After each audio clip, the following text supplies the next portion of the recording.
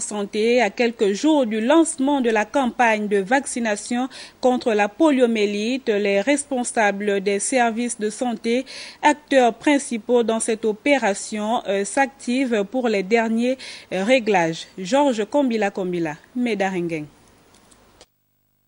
Au centre des échanges entre les différents responsables du service national de l'éducation sanitaire et de la promotion à la santé, le peaufinement des travaux préparatoires relatifs à la tenue de la deuxième phase de la campagne de vaccination contre la poliomyélite. La campagne que le gouvernement a initiée depuis l'année dernière s'inscrit dans le cadre d'une campagne préventive, mais également dans le cadre de ce qu'ils se sont dit qu'il fallait constituer une ceinture qui puisse faire en sorte que nous ne puissions pas parler de polio au Gabon et pourquoi pas en Afrique en général.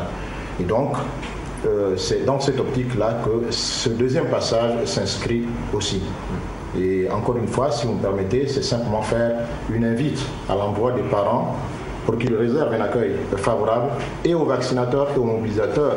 Les mobilisateurs qui auront pour rôle justement de leur dire avec les mots justes l'intérêt pour eux de pouvoir faire vacciner les enfants. L'intérêt aussi pour l'État d'avoir des enfants bien portants, parce qu'un enfant vacciné est un enfant protégé.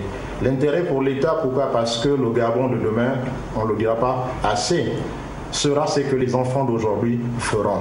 Et ces enfants, s'ils ne sont pas en bonne santé, c'est aussi un Gabon demain qui ne sera pas en bonne santé. Il faut préciser que cette campagne de vaccination débutera le 19 novembre prochain à Lambaréné.